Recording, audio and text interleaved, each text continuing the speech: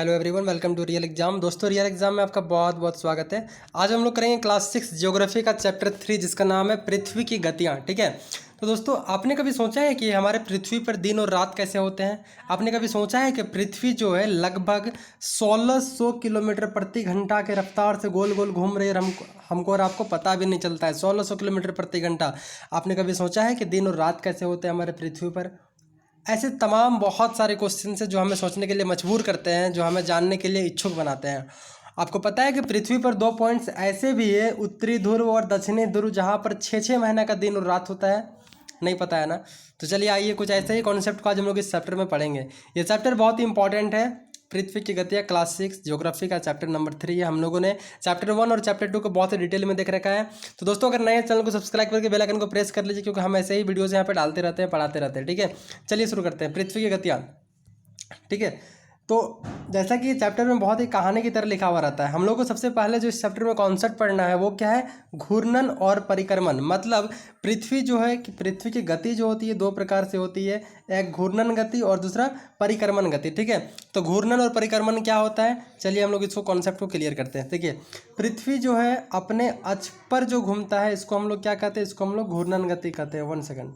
ठीक है, तो पृथ्वी जो अपने अक्ष पर जो घूमती है ना, इसको हम लोग क्या बोलते हैं? इसको हम लोग बोलते हैं घूर्णन गति। ठीक है, और परिक्रमण गति क्या होता है? देखिए, ये हम लोगों का सूरज है। ठीक है, ये हम लोग का सूरज है बीचों बीच में, और चारों तरफ क्या है? बहुत सारे ग्रह है, जैसे कि बुध हो गया, शुक्र हो गया, पृथ्वी हो गया। तो पृथ्वी क्या करती है? सूर्य के चारों ओर दीर्घ वृत्ताकार कक्ष में अपना चक्कर लगाती है। ठीक है, तो पृथ्वी के इस गति को, मतलब सूर्य के चारों ओर घूमने को क्या कहते हैं? परिक्रमण गति कहते हैं। ठीक है, और पृथ्वी जो है किस तरह घूमती है? पृथ्वी कभी सीधा नहीं घूमती है। देखिए, ये सूरज है हम लोग का, ठीक है, ये हम लोग का बीच में सन है, और ये मान लीजिए हम लोग का पृथ्वी है। ठीक है, तो आपको लगता होगा कि पृथ्वी इस तरह से सीधा घूमती है? नहीं, इस पृथ्वी का सूर्य के चारों ओर चक्कर लगाने को हम लोग परिक्रमण गति कहते हैं। लेकिन घूर्णन गति क्या होता है? पृथ्वी अपने अक्ष पर घूमते घूमते चक्कर लगाती है। याद कीजिए, आपने कभी जिलेबी बनते हुए देखा है दोस्तों? ठीक है, तो आपने अगर जिलेबी बनते हुए देखा होगा तो आपने देखा होगा कि जिलेबी जो है इस तरह से सीधा नहीं घूमती है, बल्कि जिलेबी इस तरह से घूमती है। ठीक है, मतलब अपने अक्ष पर वो चक्कर लगाते हुए घूमती है। तो पृथ्वी का इस तरह से अपने अक्ष पर चक्कर लगाना, घूमना, क्या कहते हैं हम लोग? इसको घूर्णन गति कहते हैं। क्लियर है? और ये जो इस घूमने की जो गति होती है पृथ्वी की, ये 1600 किलोमीटर प्रति घंटा होती है। और पृथ्वी के इसी घूर्णन गति के कारण हमारे यहाँ दिन और रात होता है। तो ऐसे ही बहुत सारे क्वेश्चन को हम डिस्कशन करने वाले। चलिए शुरू करते हैं, आइए पढ़ते हैं। ठीक है, तो घूर्णन और परिक्रमण क्या होता है आपको पता चल गया। अगला जो कॉन्सेप्ट है वो क्या है? देखिए, पृथ्वी जो है, पृथ्वी की गति को परिक्रमण कहते हैं। पृथ्वी का अक्ष एक काल्पनिक रेखा है जो इसके कक्षीय सतह 66 डिग्री का एंगल बनाता है। पृथ्वी पर कोई अक्ष, देखिए ये हम लोग का पृथ्वी है। ठीक है, यहाँ पर हम लोग का उत्तरी ध्रुव, यहाँ पर दक्षिणी ध्रुव है। तो उत्तरी ध्रुव और दक्षिणी ध्रुव को मिलाते हुए हम लोग एक काल्पनिक रेखा खींचते हैं। एक्चुअली में ऐसा कुछ है नहीं। ठीक है, तो पृथ्वी जो है, आप मान लीजिए आपने एक लट्टू की तरह घुमा रखा है, इसको बीच बीच में डाल करके कील डाला हुआ है, तो इसको हम लोग क्या बोलते हैं? इसको हम लोग अक्ष बोलते हैं। ठीक है, जो एक काल्पनिक रेखा है जो हम लोगों ने मान लिया है, ऐसा कुछ है नहीं पृथ्वी पर। ठीक है, आपको पता होगा कर्क रेखा, मकर रेखा, जितनी भी रेखाएं सब की सब काल्पनिक रेखाएं, ऐसी कोई रेखा पृथ्वी पर खींची हुई नहीं है। ठीक है, तो आगे बढ़ते हैं। तो पृथ्वी सूर्य से प्रकाश को प्राप्त करती है, आप लोगों को पता है, जो हमने सौरमंडल जब पढ़ा था आपको बताया था। पृथ्वी का आकार गोले के समान है, इसलिए एक समय में सिर्फ इसके आधे भाग पर ही सूर्य की रोशनी प्राप्त होती है। ठीक है, देखिए होता क्या है। ये मान लीजिए यहाँ पर हम लोग का सूरज है और ये हम लोग का पृथ्वी है। आपको पता होगा कि पृथ्वी का जो है एक ही भाग पे ये लाइट अपना दे सकता है। तो जिस समय इस भाग पे लाइट पड़ता है तो यहाँ पर क्या होता है? दिन होता है, यहाँ पर क्या होता है? नाइट होता है। ठीक है, लेकिन जब यही पृथ्वी अपना घूमती है ना, तो 12 घंटा के बाद क्या होता है? 12 घंटा घूमने के बाद जो है ये आपका उल्टा आ जाता है। तब हम लोगों का इस, मतलब ये पोर्शन इधर आ जाता है। ठीक है, मतलब फिर इसके उल्टे साइड में लाइट पड़ता है, इसलिए 12 घंटा दिन और 12 घंटे के अप्रोक्स में रात हमारे यहाँ होती है। क्लियर है? इसके बाद जो अगला कॉन्सेप्ट है, सूर्य की ओर वाले भाग में दिन, जबकि दूसरा भाग पृथ्वी से दूर होता है जहां रात होती है। ग्लोब पर वह वृत्त जो दिन तथा रात को विभाजित करता है उसे प्रदीप्ति वृत्त कहते हैं। ठीक है, और यह वृत्त अक्ष के साथ नहीं मिलता है, जैसा कि आपने चित्र 3.2 में देख सकते हैं। देखिए 3.2 का है हम लोगों का। हाँ, तो ये हम लोग क्या है? उत्तर ध्रुव, दक्षिणी ध्रुव, ये हम लोग का प्रदीप्त वृत्त है। मतलब ये सन का लाइट पड़ रहा है इधर चारों साइड, इसमें दिन हो रहा है, पीछे तरफ लाइट हो रहा है, मतलब नाइट हो रहा है। ठीक है, और आप देख सकते हैं यहाँ पर कि जो दिन और रात को जो अलग करती है उसको हम लोग प्रदीप्त वृत्त, उसका नाम रखा गया है। ठीक है, और ये जो है ना, ये आपका अक्ष के साथ नहीं मिलती है, बल्कि अलग रेखा बनाती है खुद के लिए। पृथ्वी अपने अक्ष पर एक चक्कर पूरा करने में कितना समय लगाती है? क्वेश्चन बहुत बार पूरा किया तो 24 घंटे का समय लगाती है। ठीक है, आपको पता होगा पृथ्वी जो है अपने अक्ष पर एक चक्कर 24 घंटे में लगाती है, 12 घंटे दिन 12 घंटे रात। और पृथ्वी जो है सूर्य का एक चक्कर 365 दिन 6 घंटे में लगाती है। ठीक है, तो उसको भी हम लोग आगे पढ़ेंगे। नई वाली जो एनसीईआरटी है दोस्तों उसमें बहुत ही और अच्छी तरह से दिया हुआ है। ठीक है, तो हम लोग कोशिश करेंगे अब नई वाली एनसीईआरटी को पढ़ने का। एनसीईआरटी में क्या है, कहानी की तरह बहुत सारी बातें लिखी हुई है, कहानी की तरह लिखा हुआ है, बच्चों की तरह, जो हम लोगों को बहुत सारा काम का नहीं है चीज़, इसलिए सारा को पढ़ना ठीक बात नहीं होता है। मतलब क्या है कहानी की तरह, मैं आपको बता ही देता हूँ। ठीक है, यहाँ पर क्या लिखा है, प्राचीन भारतीय खगोल शास्त्री आर्यभट्ट ने बताया कि पृथ्वी गोल है और अपने अक्ष पर ये घूमती है। ठीक है, आर्यभट्ट ने बताया था कि पृथ्वी जो है गोल है और वो अपने अक्ष पर घूमती। पृथ्वी की दूसरी गति जो सूर्य के चारों ओर घूमते परिक्रमण कहते हैं। हम लोगों ने घूर्णन परिक्रमण को देख लिया। पृथ्वी को एक वर्ष मतलब 365 दिन 6 घंटे दिन में सूर्य का एक चक्कर लगाती है, आप लोगों को बताया है।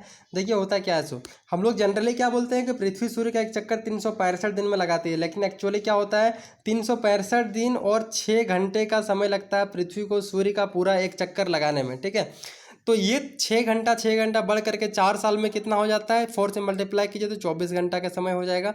मतलब 4 साल के बाद हर चौथे साल क्या होता है, लीप वर्ष होता है। लीप वर्ष क्या होता है, जिस समय ये 365 से बनकर 366 हो जाएगा। क्यों? क्योंकि ये 6 घंटा बन करके 4 साल में 24 घंटा मतलब एक दिन बढ़ जाएगा। क्लियर है? आगे हम लोग बढ़ते हैं, चलिए।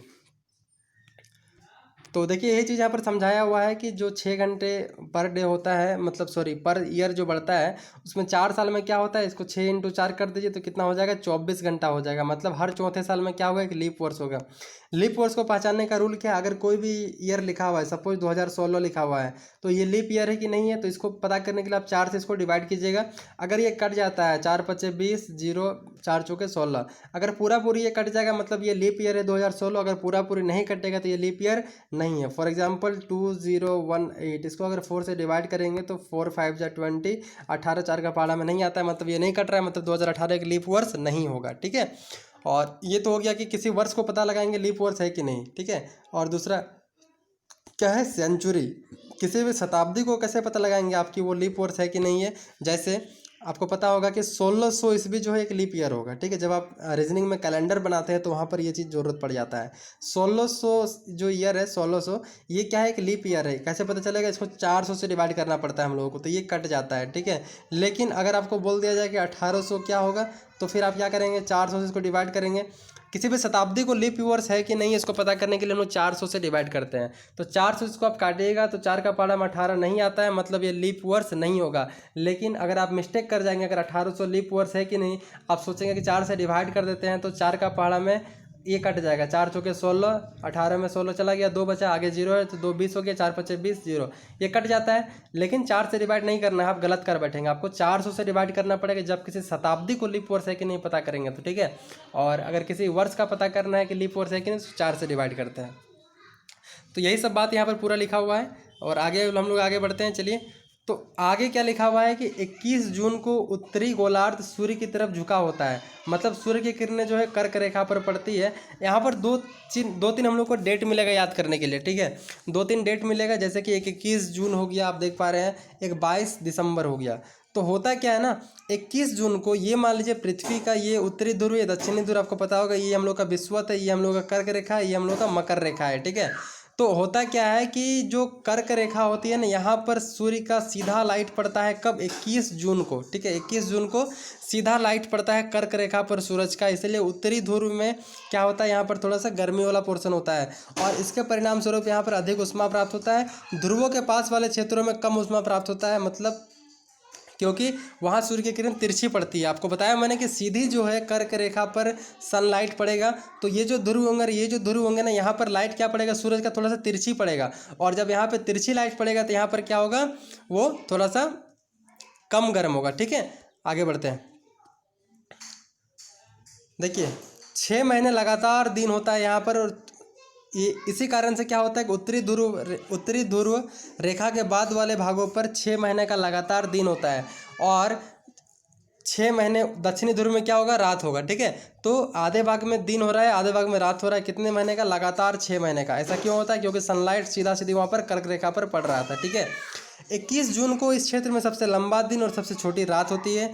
पृथ्वी के इस अवस्था को उत्तर हम लोग अयनांत कहते हैं। अब दूसरा जो डेट है आप लोग का क्या है, वो 22 दिसंबर है। 21 जून के बारे में हम लोगों ने देख लिया। दूसरा क्या है, 22 दिसंबर। देखिए 22 दिसंबर को क्या होगा, ये मान लीजिए हम लोगों का पृथ्वी है, ठीक है, और ये हम लोग का दक्षिणी ध्रुव है, ये हम लोग का 0 डिग्री में इक्वेटर है, मतलब विषुवत है। और यहाँ पे क्या होगा, 23.5 डिग्री दक्षिण में ये क्या होगा, मकर रेखा होगा। तो मकर रेखा पर सनलाइट क्या पड़ेगा, सीधे पड़ेगा। सनलाइट यहाँ पे सीधे पड़ेगा। तो सनलाइट सीधे पड़ने की वजह से जो दक्षिणी ध्रुव वाला पार्ट है, दक्षिणी ध्रुव में क्या होगा, सूर्य की जो रोशनी है वो तिरछी पड़ेगी उत्तरी ध्रुव दक्षिणी ध्रुव में, तो वहाँ पर कम गर्मी होगा। लेकिन मकर रेखा पर क्या होगा कि डायरेक्ट सूर्य की किरणें मकर रेखा पर लंबवत पड़ेगा, और इसलिए यहाँ पर बहुत ज़्यादा प्रकाश, मतलब बहुत ज़्यादा हीट होगा, ठीक है। और दक्षिणी गोलार्ध में सबसे लंबे दिन और सबसे छोटी वाली रात ग्रीष्म ऋतु होती है, जो इसी टाइम पे होता है, ठीक है। और ठीक इसके विपरीत उत्तरी गोलार्ध में पृथ्वी की इस अवस्था को दक्षिण अयनांत हम लोग बोलेंगे, ठीक है। ऑस्ट्रेलिया में ग्रीष्म ऋतु में क्रिसमस का पर्व मनाया जाता है। आपको पता होगा कि भारत में जो क्रिसमस का त्यौहार है ये कब मनाते हैं हम लोग, ये 25 दिसंबर को मनाते हैं।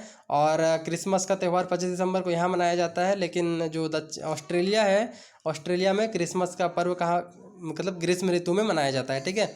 आगे बढ़ते हैं। तो 2 डेट और मिलता है हम लोगों को, 21 मार्च और 23 दिसंबर। तो देखिए इसमें क्या है, 21 मार्च और 23 दिसंबर को जो सूर्य की किरणें होगी ना, ये विषुवत वृत्त पर सीधा पड़ेगी, ठीक है। ये विषुवत वृत्त पर हम लोगों का क्या होगा, सीधा पड़ेगा, ठीक है। और इस अवस्था में कोई भी ध्रुव सूर्य की ओर झुका हुआ नहीं होता है, इसलिए पूरी पृथ्वी पर रात एवं दिन क्या होगा, बराबर होगा। इसको हम लोग विषुव कहते हैं। देखिए होता क्या है, 21 मार्च और 23 दिसंबर को पृथ्वी में जो 0 डिग्री पर जो विषुवत रेखा होता है, सूर्य की रोशनी डायरेक्ट यहाँ पर पड़ती है। डायरेक्ट यहाँ पर पड़ने से क्या होता है कि इस समय कोई भी ध्रुव, चाहे उत्तरी ध्रुव चाहे दक्षिणी ध्रुव हो, नॉर्थ पोल हो चाहे साउथ पोल हो, दोनों में से कोई सूर्य की ओर झुका हुआ नहीं होता है। मतलब सूर्य की जो रोशनी होती है वो यहाँ पर डायरेक्ट पड़ती है, और डायरेक्ट पड़ने की वजह से दिन और रात क्या होता है, इस टाइम पे बराबर होता है। 23 सितंबर को उत्तरी गोलार्ध में शरद ऋतु होता है, ठंडा, जबकि दक्षिणी गोलार्ध में वसंत ऋतु होता है। 21 मार्च ठीक इसके उल्टा होगा, मतलब शरद का उल्टा कर दीजिए और इसका उल्टा कर दीजिए, ठीक है। इस प्रकार स्पष्ट है कि पृथ्वी के घूर्णन और परिक्रमण के कारण दिन और रात और ऋतुओं में परिवर्तन होता है। अब मैं आपको बताता हूँ इससे क्वेश्चन कहाँ पूछा गया, ठीक है। राजस्थान एडमिनिस्ट्रेटिव सर्विस मतलब RAS, ठीक है, 2000 ईस्वी में यहाँ से एक क्वेश्चन पूछा गया। साथ ही 1999 में कि दिन रात किस कारण से होते हैं। 4 ऑप्शन दिया हुआ है, भू परिक्रमण, भू परिभ्रमण, पृथ्वी का अक्षीय झुकाव और चंद्रमा का परिक्रमण। तो दिन और रात किसके कारण होते हैं, किसके कारण होते हैं, आपको मैंने पढ़ाया अभी। तो दिन और रात जो होता है ये पृथ्वी के घूर्णन गति के कारण होता है, ठीक है। मतलब पृथ्वी जब आधा घूमती है तो दिन होता है, आधा घूमती है तो रात होता है। क्लियर है। और चलिए बहुत सारे MCQ क्वेश्चन NCERT का जिसको सॉल्व करना बहुत ही जरूरी, क्योंकि ये सारे क्वेश्चन बहुत ही इंपॉर्टेंट है। जैसे पृथ्वी का अक्ष का झुकाव कोण कितना है, तो ये आपका 23.5 डिग्री हो जाएगा। क्लियर है। घूर्णन और परिक्रमण क्या होता है, तो घूर्णन क्या होता है, पृथ्वी का सूर्य के चारों ओर चक्कर लगाने की प्रक्रिया को हम लोग क्या कहते हैं, परिक्रमण कहते हैं। और पृथ्वी का अपने अक्ष पर घूमना को घूर्णन गति कहा जाता है। फिर अगला क्या है, लीप वर्ष क्या होता है, वैसा वर्ष जिसमें एक साल में 366 दिन होते हैं उसे हम लोग लीप वर्ष कहते हैं, या फिर वैसा वर्ष जो 4 से डिवाइड होता है उसे लीप वर्ष कहा जाता है। क्लियर है। उत्तर और दक्षिण अयनांतों में अंतर बताएं, तो मैंने आपको बताया। विश्व क्या है अभी भी बताया, जहाँ पर 0 डिग्री इक्वेटर पर जो है सीधा सीधी करने पड़ते हैं, दिन और रात क्या होता है, बराबर होता है। ध्रुव पर लगभग 6 महीने का दिन 6 महीने का रात क्यों होता है। बहुत ही अच्छे अच्छे क्वेश्चन है, आप इसको बनाने का प्रयास कीजिए। कुछ MCQ क्वेश्चन है, जैसे पृथ्वी की सूर्य के चारों ओर की गति को क्या कहते हैं, पृथ्वी सूर्य के चारों ओर गति को परिक्रमण गति कहा जाता है। सूर्य की सीधी किरणें विषुवत वृत्त पर किस दिन पड़ते हैं, किस दिन पड़ते हैं, अभी मैंने आपको बताया, जिसमें विश्व का निर्माण होता है। गर्मी में क्रिसमस का पर्व कहाँ मनाया जाता है। ऋतुओं में परिवर्तन पृथ्वी की किस गति के कारण होता है।